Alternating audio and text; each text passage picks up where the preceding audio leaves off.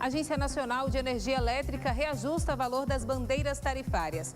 TRE Bahia registra mais de 45 mil agendamentos no serviço de atendimento por hora marcada. Caixão cai de carro funerário e assusta motoristas no bairro Cajazeiras 8.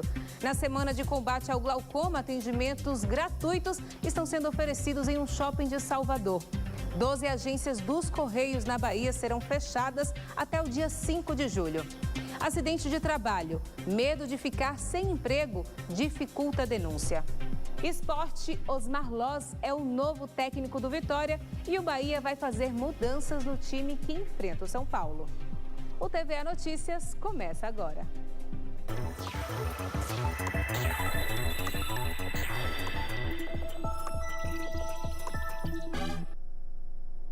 Boa noite. A Agência Nacional de Energia Elétrica aprovou hoje um reajuste nos valores da bandeira tarifária amarela e da vermelha. O maior reajuste foi na bandeira amarela, que passou de R$ 1,00 para R$ 1,50 para cada 100 kWh. O patamar da bandeira vermelha 1 passou de R$ 3 para R$ 4,00 a cada 100 kWh. Já o patamar 2 da bandeira vermelha passou de R$ 5 para R$ 6,00 por 100 kWh consumidos. Os novos valores começam a valer a partir de junho, mas a ANEEL ainda não anunciou qual será a bandeira vigente nas contas de luz. E esse mês, o consumidor está sujeito à bandeira amarela. E o TRE Bahia já registrou mais de 45 mil agendamentos desde que o serviço foi reaberto. O sistema de hora marcada em todo o estado, ele pode ser acessado pela internet ou pelo telefone. Tem mais de 12 anos que Jorge saiu do Brasil para tentar a vida como jogador de futebol. Hoje, de férias com a família, resolveu procurar a Justiça Eleitoral para resolver sua situação, já que não votou nem justificou nas últimas eleições. Eu preciso do título para fazer passaporte, né? E também, quando tiver a próxima vez a oportunidade de votar, que eu quero votar. Exercer a cidadania. Exatamente. A biometria obrigatória já acabou em Salvador e mais 135 municípios baianos. Hoje, o atendimento é para quem tem alguma pendência, como não ter votado nas últimas eleições e não ter justificado. Na capital baiana, 99% dos eleitores já realizaram a biometria. Mesma situação de cidades como Lauro de Freitas, Candeias e Simões Filho. Já para 281 municípios baianos, a biometria obrigatória começou este mês. O encerramento do prazo para as zonas eleitorais que possuem mais de 60% do eleitorado biometrizado é até outubro deste ano. Já nas zonas com menos de 60% de coleta de biometria, o prazo final é em fevereiro do ano que vem. É preciso o envolvimento da comunidade para dar cumprimento a essa grande tarefa que é fazer a biometria do eleitorado na Bahia. Os eleitores que ainda não realizaram a biometria, é possível agendar o atendimento no site do TRE. Emily tem 18 anos e foi tirar o primeiro título. Qual o sentimento de estar com o título? Aliviada, né?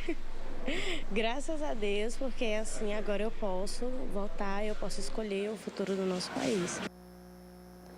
O glaucoma não tem cura, mas pode ser tratado e a progressão da perda da visão retardada. Exames preventivos estão sendo oferecidos esta semana pelo Shopping Lapa, em parceria com a Alclin. Muita gente aproveitou a ação de combate ao glaucoma neste shopping de Salvador para aferir a pressão ocular. O movimento era tão intenso que a fila de espera dava voltas. Seu José tem 72 anos. Diagnosticado com glaucoma em um dos olhos, chegou bem cedo para fazer o exame. Já operei a catarata e agora eu estou com outro problema nas vistas. A navegação aqui é mais rápida. Foi rápido, né? Para saber como é que tá. Dados da Organização Mundial da Saúde indicam que o glaucoma é a principal causa de cegueira no mundo. E a previsão é que a doença afete 80 milhões de pessoas até 2020. Este oftalmologista explica que existem vários tipos de glaucoma. E a doença, que não apresenta sintomas e não tem cura, atinge principalmente pessoas negras e acima dos 40 anos. O tratamento é à base de medicação, procedimento a laser ou cirurgia. O tratamento é clínico.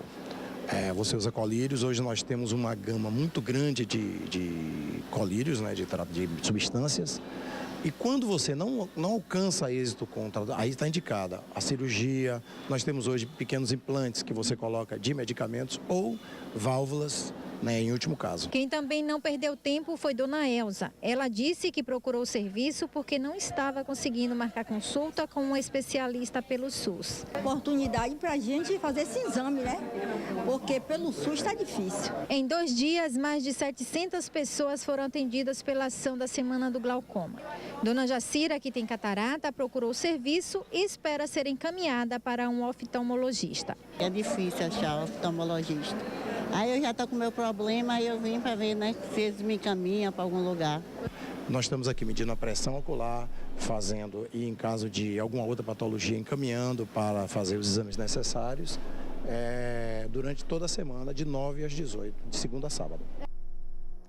Foi enterrado hoje no cemitério Jardim Celestial, em Feira de Santana, o corpo do sociólogo e secretário de Desenvolvimento Social da cidade, e autoridades lamentam a morte de Ildes Ferreira. O sociólogo Ildes Ferreira de Oliveira morreu esta madrugada em Feira de Santana aos 67 anos, em decorrência de complicações causadas por um câncer. Ele estava internado no Hospital São Mateus. Ildes Ferreira foi professor da Universidade Estadual de Feira de Santana, vereador e ex-secretário de Ciência e Tecnologia do Estado na primeira gestão do governo Jacques Wagner. Além do secretário de Educação do Estado, Jerônimo Rodrigues, o governador Rui Costa, por meio das redes sociais, lamentou a morte de Ildes e destacou a contribuição dele para o desenvolvimento do Estado. Foi publicado hoje no Diário Oficial do Estado a nomeação pelo governador Rui Costa do reitor Evandro do Nascimento e da vice-reitora Amali Mussi, da Universidade Estadual de Feira de Santana. Os dois foram eleitos pelos professores no dia 4 de abril. A UFES é uma das principais universidades do estado e possui mais de 7 mil alunos. A universidade oferece 28 cursos de graduação, 25 de pós-graduação e conta com 152 projetos de extensão. O mandato vai até 2023. E é hora de ver como está o trânsito na cidade. Imagens ao vivo agora da Avenida Paralela, ali na altura da entrada do Alphaville. Neste momento, o trânsito está bem tranquilo ali naquela região para o horário que a gente está agora, que é justamente horário de pico. 6 horas e 37 minutos. Veja você aqui, o medo de ficar sem emprego dificulta a denúncia de acidente de trabalho. E ainda, caixão cai de carro funerário no bairro Cajazeiras 8.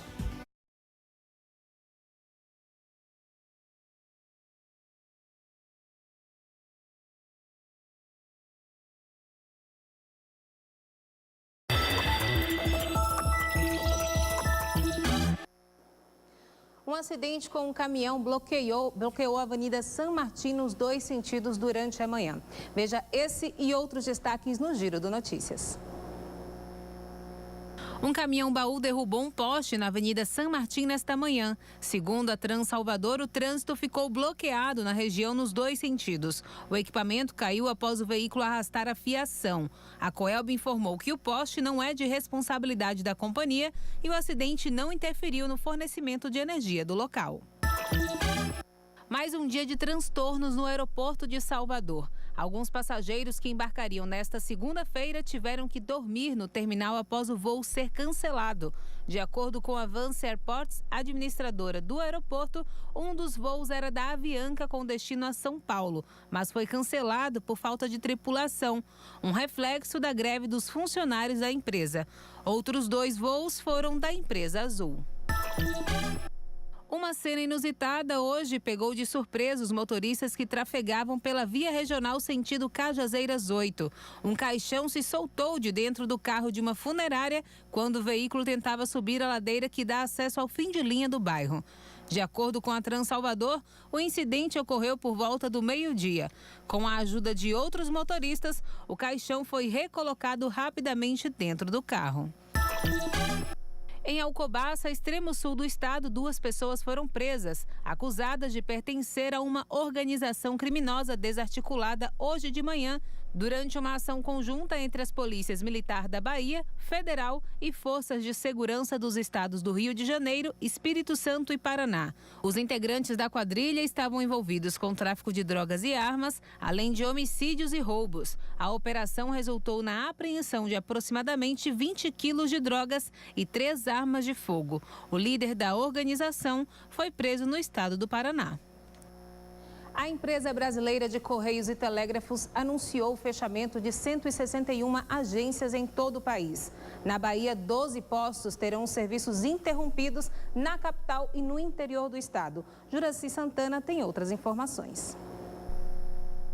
Mais 12 agências dos Correios serão fechadas na Bahia até o início de julho. 8 delas somente em Salvador, nos bairros de Campo Grande, Liberdade, Fórum Rui Barbosa, Mercado Modelo, Rodoviária, UFBA e na sede do Tribunal Regional do Trabalho.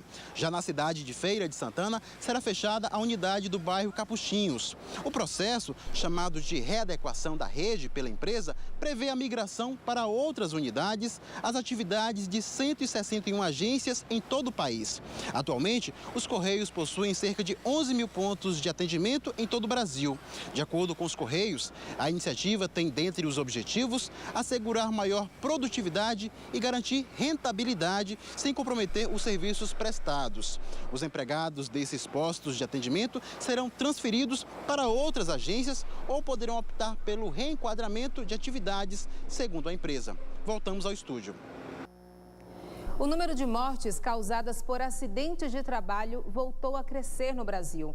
A redução dos investimentos em segurança pelas empresas é apontada como uma das causas. Valdomiro trabalhou na indústria por 42 anos como soldador. Devido à ausência de equipamentos de segurança de proteção, adquiriu uma doença pulmonar. Na época, não tinha noção de como agir.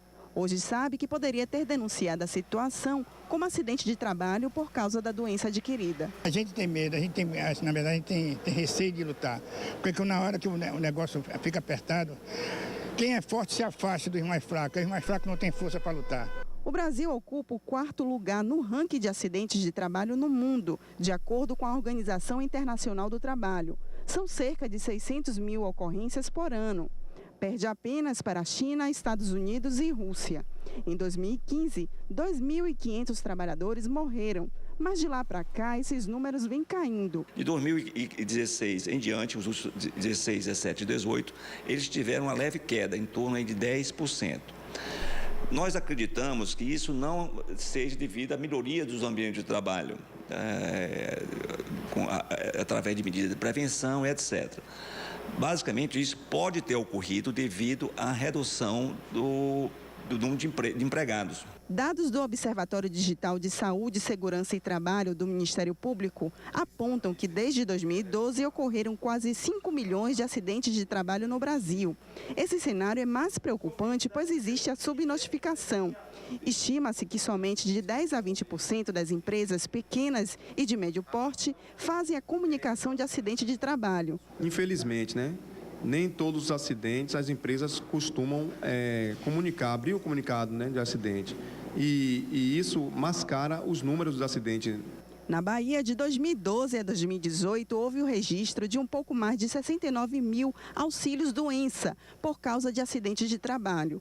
Entre os 10 setores com mais comunicações de acidente de trabalho, a construção civil está em segundo lugar. A cada 43 segundos, um acidente de trabalho ocorre no Brasil. E a cada 3 horas, um trabalhador morre por causa desse tipo de ocorrência. O medo de ficar desempregado faz com que os trabalhadores não denunciem.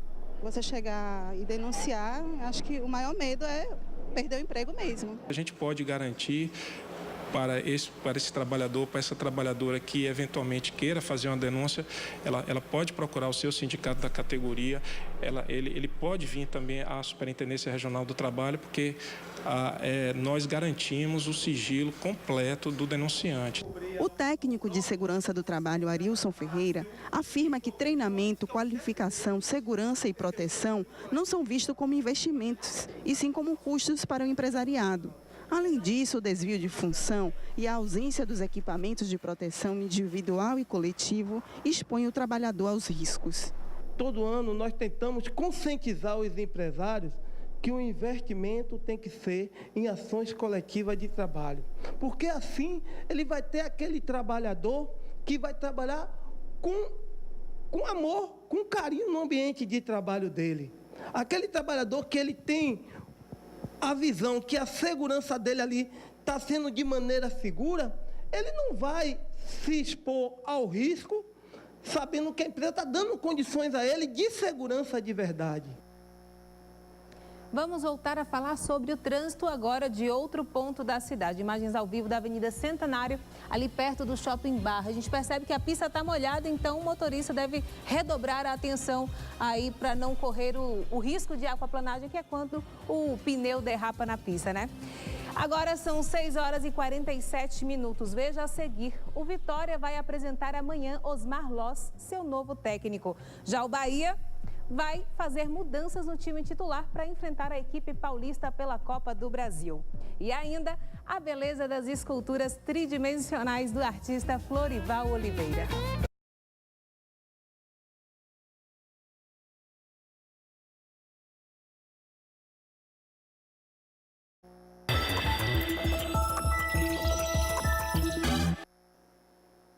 O Vitória já tem novo treinador. Será Osmar Loz, que vai ser apresentado amanhã na Toca do Leão. E os jogadores já vivem a expectativa da chegada do novo comandante. Após passagens meteóricas de Marcelo Chamusca e Cláudio Tencati, Osmar Loz é o terceiro treinador que comandará o Vitória em apenas 5 meses. O anúncio foi nas redes sociais do presidente Paulo Carneiro e confirmado pela assessoria de imprensa do clube na terça-feira. Acabou de saber por vocês aí da imprensa. Além do anúncio do novo técnico e mesmo com a forte chuva que caía no Barradão, os trabalhos visando o Atlético Goianiense começaram cedo. Em campo, uma novidade. Ednilson Senna, que está de volta ao clube como preparador fixo.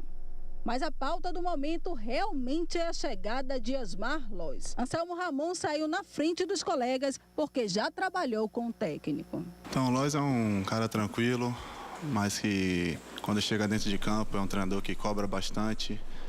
Então, tenho certeza que ele vai chegar, vai mostrar o trabalho dele, a filosofia de trabalho dele. Vocês vão conhecer, a torcida vai conhecer. Então, é um cara bem trabalhador, coerente. Então, eu tenho certeza que quem tiver melhor vai jogar com ele.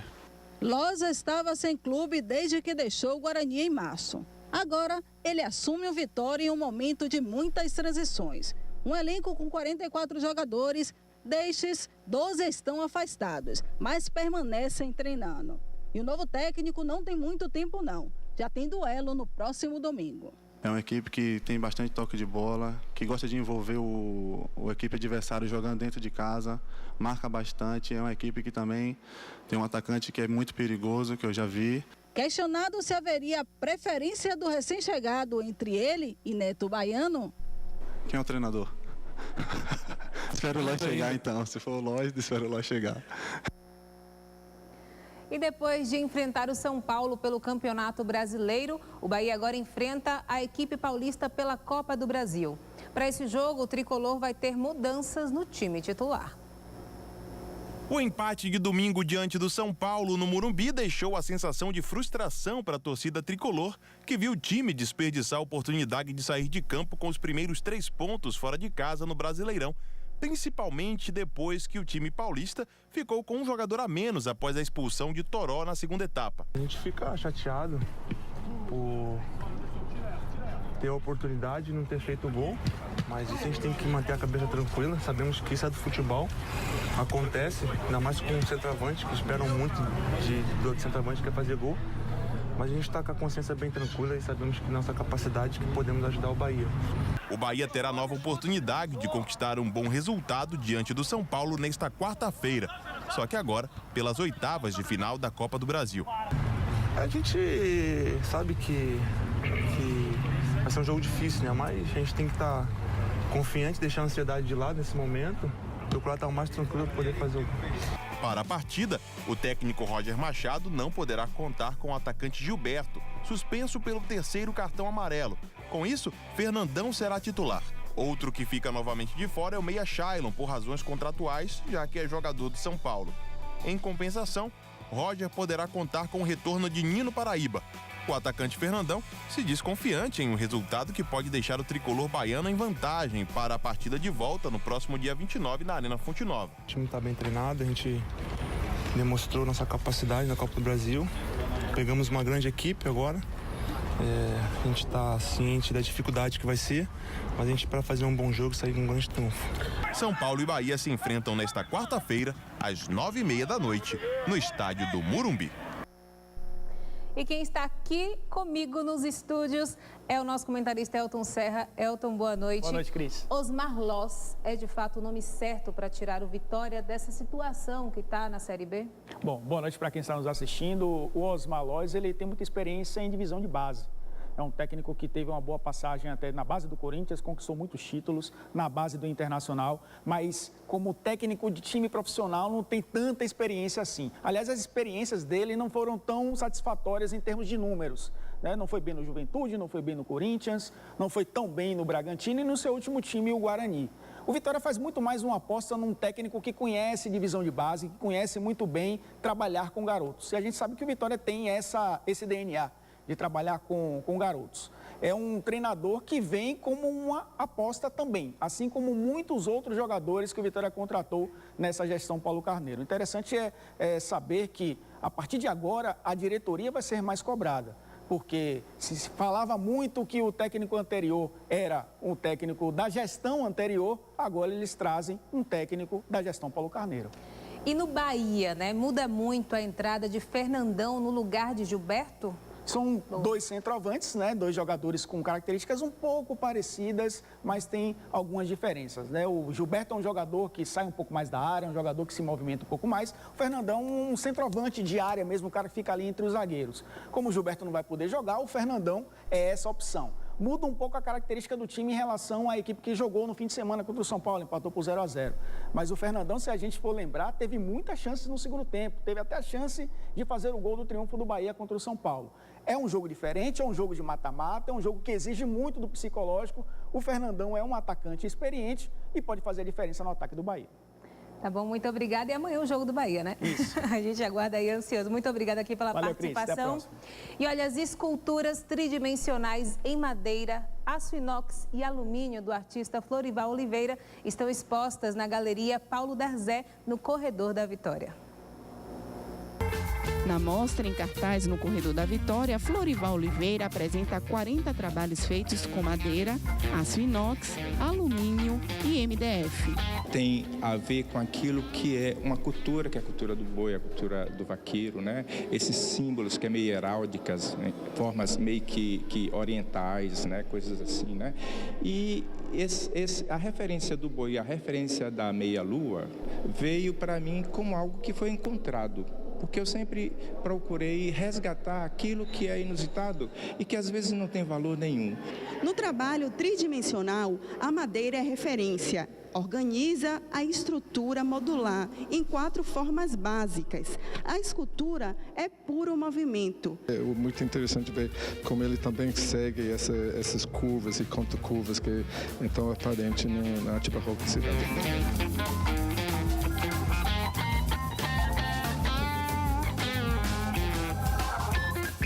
Professora Elza, as técnicas e materiais utilizados pelo artista dão essa ideia de movimento e leveza. Nós estamos muito acostumados com a madeira, vamos dizer assim, chapada na parede, coisas muito belas, muito bonitas, mas assim, essa coisa de uma madeira retorcida e misturada com parafuso, esse movimento, isso me encanta muito.